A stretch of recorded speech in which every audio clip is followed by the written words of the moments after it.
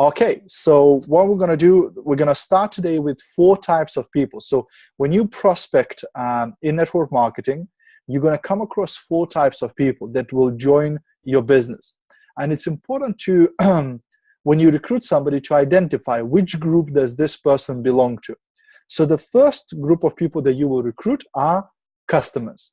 So these people will join the business, and the only thing they want to do is use the product, which is absolutely fine. You know, sometimes we try to make business builders and we try to make leaders out of customers.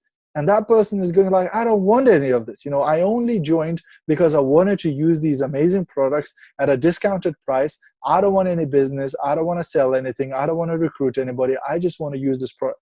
And it's important to identify those people and leave them alone. Let them use the product. Notify them of new catalogs coming out, of new product lines coming out, but don't try to, like, you know, what I like Jim Rohn used to say, don't send your chickens to the eagle school, right? Or don't send your ducks to the eagle school, right? Because you can, you know, tell them they're an eagle, you can dress them like an eagle, but a duck is not going to be an eagle, right? He sees the rabbit, he's going to make friends with the rabbit. He's not going to hunt the rabbit because he's not the eagle, right? Because he's a duck, right? So don't send your ducks to the eagle school. If it's a customer, keep them as a customer. If they want to later, of course, they can become part of your business and start building the team, etc. The second group of people you're going to come across, these people are what we call connectors. Again, these people, most likely, they're not going to sell anything and they're not going to recruit anybody. But what they can do, they can connect you with other people. So these people, very often, they are busy already with community work, with the business, with other ventures, etc. But they know a lot of people. They're connected to a lot of people, and they can help you to get in touch with those people. So you can, with the help of these people, you can reach out to more people. So, for example, some people will register in your business and you can see that they're really not keen on selling products or building the team, etc. But they are very well connected. They're very active in the community. They're very active in the church. They're very active, etc. And you can ask for their help. You can say, look, could you connect me with these people? Could you refer me some people? And what I will do, I can sign these people under you. You know, you'll get some value from that, but I will work with those people as if they were my, you know, personal recruit, which they will be because you actually recruited them. They just connected you with them. But basically, they can lead you to more people, you know, and these people are really good. Like the person that Avadne met, the taxi driver who connected her with her brand new team member, and now her brand new team member is starting to build his team, etc. And God knows where that's going to lead, etc. But that, you know, that person was a connector. That person didn't do the business by themselves, but they connected her with somebody. So it's really important to look for those people. Okay, the third group of people that's going to join your business are people who we call builders. And builders are the people who are going to build the business, right? So they're going to look for new recruits. They're going to bring these people into the business, etc. They're going to build the team. But unfortunately, they're not going to lead those people. Very often, these people can bring in a lot of people into the business, but they are not great leaders. They're not great inspirers. They are not great managers. They're not really great at looking from above and seeing the whole situation, etc. They just recruit. They just put loads of people in the system, but they're not great at looking after them. They're not great at training them. They're not great at working with them, etc. So your then role as a leader is to look after the flock that they bring in. Look after those people that they bring in, keep in touch with them, send them information, give them the trainings that they need, etc. Right? So they are builders. They are a great asset for your team, but they might not be they're not going to be you, most likely. They're not going to be a leader. They're just going to be bringing people in, but might be dropping them once they brought them in. So your job then is to adopt those people as soon as possible into the team, into the group, and to look after them so that they can develop and become assets for your business as well. And then, of course, the fourth group of people that will come into your business are leaders. So these are the people who are going to bring in people, but also lead those people. These people you will notice very quickly because they will start become independent quickly. They will start learning everything. They will start running their own presentations. They will start running their own meetings, their own trainings, their own webinars, their own things, etc. And they'll start taking responsibility for their business. They will start organizing events, etc. So these are the people who are leaders. And these, of course, are the best people for your business, but not everybody will be leaders. But these are the highest asset. You want to build a relationship with them, you want to support them and guide them, but get out of the way as well. Don't try to smother them with your love and help, etc. Because sometimes they need that independence. They need to be able to run their own show, run their own group, etc. So, I believe that I'm a leader. And my sponsor, for example, she does it very well by getting out of my way. She calls me all the time. We're in touch. We're communicating all the time. But she's not stepping on my toes, if you like. She's not trying to overtake my team, etc. She allows me to run the show, to train my people, to etc. But she's always there to support me with anything that I need. If I need any help or if I need anything, she's always there. She was always asking, do you need any help, etc. But she realized that I'm a leader in her team, so she leaves me to run my own show, etc. But she's there always to support me and my people, etc. So these are the 4 groups of people. So it's important when you recruit somebody new to identify what is, which category does this person fall? And of course, the easiest way to identify is by asking them, is to say, hey, explain to them these 4 groups of people and then say, which do you think you are? Now, there is a chance that the person will say, I'm a leader for sure. But then a few months later down the line, you'll realize, actually, you're a builder, or actually, you're a connector or whatever, right? But by asking them very often, you will find out, especially if a person is a customer, they'll say to you, well, I only joined to use the products. I don't really want to sell. I don't really want to build the business. I just want to use the products, etc. So you can straight away make a note that, okay, this person is a consumer at the moment, and maybe in the future they will become, whatever, so this way you can find out right away which category this person will belong. Okay, so these are the 4 types of people. The next nugget I wanted to share with you is 4 major beliefs. So 4 major beliefs that you have to have if you want to become successful in business. And I believe strongly that you have to believe in those 4 things. If you don't, you might struggle. And if you lack that belief, then you might sabotage yourself at some point, or you might, stop halfway and not achieve the success because you don't have those beliefs, or you have opposite limiting beliefs, right? So the first belief you have to have is belief in the product.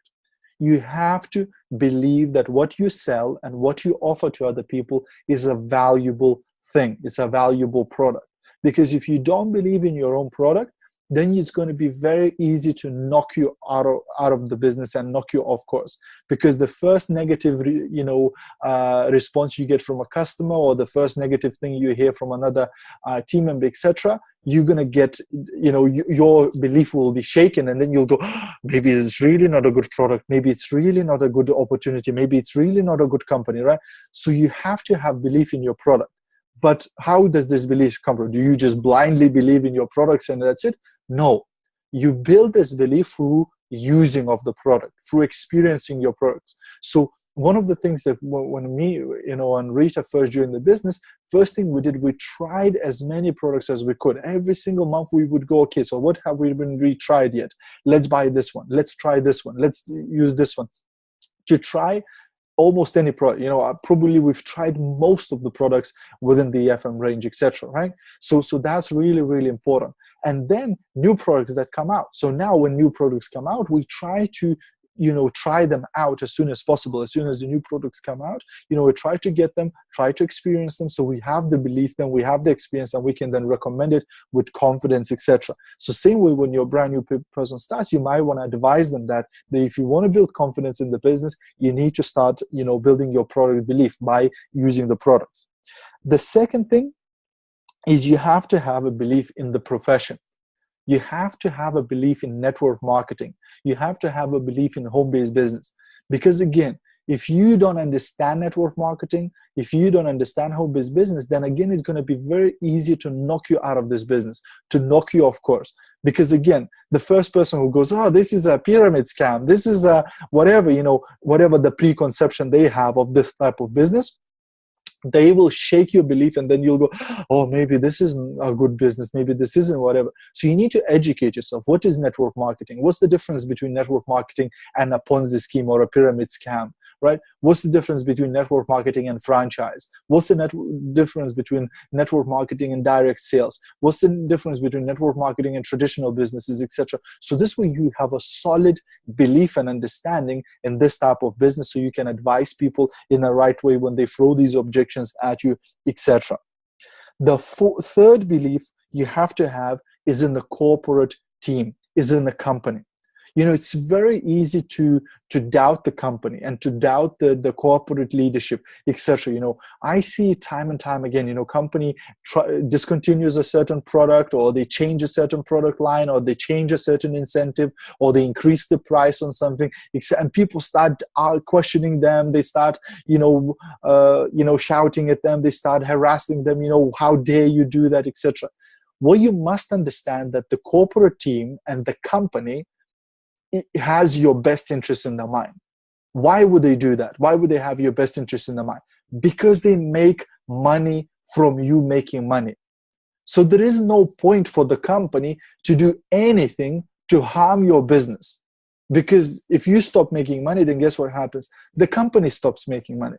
So if they discontinue a certain product, then probably on a global scale, that product wasn't performing. And it was taking up the space of another product that the company could release now, and it could take the space of that product that didn't sell, and this product can become a top seller and help you to grow your business massively.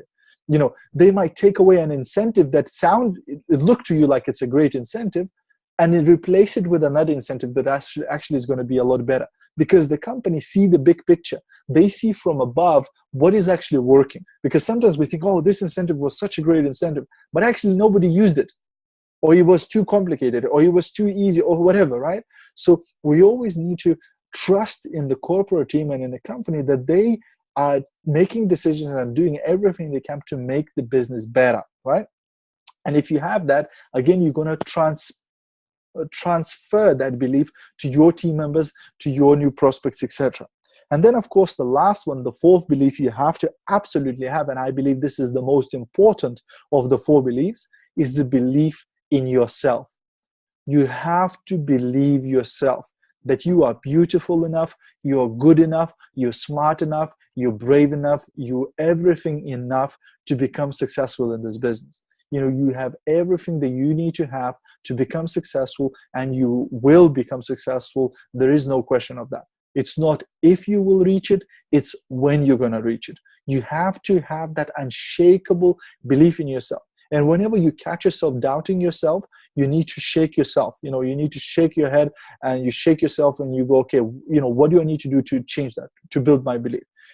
Whether it's you need to watch something motivational, or read something motivational or inspirational or whatever, you need to do something to bring back that belief. I don't know, guys, if you heard of a guy called Nick Vujicic. I think he's from Czech Republic or from Slovakia, and he's the guy who has no arms and no legs. And he's the public speaker. He does conferences, he writes books and everything, and he lives an amazing life. Right? He's got a wife and everything, incredible. Right? But most people, they would think, oh my gosh, if I lost my arms and my legs, oh my God, my life would be over. It would be just like, disaster. And this guy, he's made an amazing life, and he's inspired millions and millions of people and changing lives every single day, etc. So whenever, for me personally, whenever I start feeling negative, or whenever I throw myself what I call a pity party, I start going, oh, this is not working for me, or this didn't happen for me, or whatever, I think of him. I go, oh my gosh, if this guy can stay motivated and positive and teach other people, etc., what excuse do I have to complain? I have everything going for me. I have the health. I'm so beautiful. I live in a great country, and everything is there, right? So I just need to use that, and wow, sky is the limit, right? What I can achieve. So never allow yourself to lose belief in yourself, because that's the most important one. Okay, so the third nugget I'm going to share with you today is the 3 P's of success, right? Not like peas and sweet corn, right? 3 P's as in letter P, right? So the first P for success is plugged in. First of all, you need to be plugged in the company website, plugged in the newsletter, plugged in the team's Facebook group, plugged in the team's WhatsApp group, plugged in the, everything that you need to be plugged into your motivational speakers, plugged into your network marketing speakers, like I was sharing with Amina today, I get emails and I follow on Facebook and on YouTube, etc. A list of network marketing trainers and personal development trainers that send me information every single week. And I don't watch everything. I don't consume all of that, but I consume some of that every single week. So it gives me new ideas, new thoughts, new motivation, new whatever. So there's a list of guys like Eric Worre, Ray Higdon, Cesar Rodriguez, Tanya Eliza, Todd Falcone, Richard Bliss Brook, Brian Carruthers, Holton Buggs, Mike Sims. There's so many network marketing leaders, people who Robert Hollis, people who make over $1 million a year in network marketing in this industry. They share loads of trainings, loads of value, etc. And just by following them, by being on their email list, on being on their Facebook, following their Facebook page, etc., I get loads of new ideas. Oh my gosh, that's a great idea. I could use that in my business. Oh wow, that's a good strategy. I could try and teach that to my team, etc. So all the time I keep looking for that, right? So be plugged in, and also plug your team in. So if you recruit somebody brand new, make sure that that person is plugged in onto team emails. Make sure that that team member is added to the Facebook group. Make sure that that team member is added to the WhatsApp group. Make sure that that team member checks the company website for the promotions and the news and all the stuff that is there, etc., and looks at their points and all the system, etc. So make sure that they are plugged in into systems and structures that we have. So that's the first P. The second P is paid. You need to get paid. You need to get paid in business. You're not doing this for the fun of it. You're not doing this for relationships. You're not doing this for anything else. I mean, you get all of that as a bonus, but your main objective in this business is to get paid. So you need to know exactly how much money did you make last week? How much money did you make last month? One of the reasons why, you guys on the coaching calls every single week, you send in a report, and one of the sections there is how many products did you sell and what was the value of the sales, right? So you could look at that and maybe even work out what was the profit. How much profit did I make from sales? How much money did I make from my team, right? How much commission did I get from my team? So you need to know exactly your numbers. What are you earning? What are you being paid? What do you want to be paid next month? And you might be realistic. If you got paid, £100 this month, then maybe next month I want 150. If you got paid £500 this month, so maybe I want to get paid £600 next month, etc. Start growing that, etc. So you know exactly what's happening. And then your team members. When your team members join, you need them to get paid to start making money, because if they start making money in the first month and they made £50, right, or £30 or £40, it doesn't really matter, or £100. Now they have a story. I started it, and 3 weeks later, I made my first £50. Or 2 weeks later, I sold so much products and I got £100 or whatever. Right? That gives them that confidence that this works. Even if it was £50, even if it was £30, it's money that they didn't have before. That just landed in the bank account, or that just landed in the wallet. Wow, this works. Now I can get from 30 to 60, from 60 to 100, from 100 to 200, etc. So you need to get paid, and your team members need to get paid. And ask them, how much money did you get paid last month? How much money do you want to earn this month? What are you going to do to earn that money, right? So getting paid is really, really important. And the last thing, number 3, the third P is promoted. You need to get promoted, first of all. You need to give yourself a promotion as soon as possible, right? If you're at 3%, you need to give yourself a promotion to 6%. If you're at 6%, you need to give yourself a promotion to 9%. If you're at 9%, and so on, right? So you need to always be looking to the next promotion. And as you climb, then it might not be next month, but maybe in the next 3 months, or maybe in the next 4 months, maybe in the next 6 months, I want to hit the next promotion level, right? And you have to have a plan, you have to have a goal, you have to have a plan of action that you're going to be working towards to hit that next promotion. And then same with your team, you need to follow their promotions. Oh, this person just hit 3%. And announce it into the group, announce it on your Facebook, announce it, send them a congratulations, etc. They hit the next level. Wow, this person just hit the next level up. Congratulations, etc. People will appreciate it, because in our normal jobs, usually people don't notice us. Usually they don't reward us. Usually they don't recognize us. So when you start recognizing your people in your business, they will appreciate that a lot, because they'll go, wow, I didn't do that much, but that person noticed that, I did it. That person recognized me for that, etc. And some people will do a lot more for recognition than they will do for money. I heard this saying somewhere, that people, they will go to war for recognition. They will do whatever, so it's really, really, really important, to recognize and to get promoted, so start promoting your team. Call your team member who hit 3% this month. It's the last day of the month today. So call your team member, go, hey, I saw that you hit 3% this month. Okay, so what are we doing next month? What is your goal? Which level do you want to hit? Do you want to hit 6%? Or do you want to go for 9%? Or do you want to go for 12%? What is going to be? What's your aim for next month? What promotion are you aiming for? So you should always be promoting your people and encourage them to aim for promotions.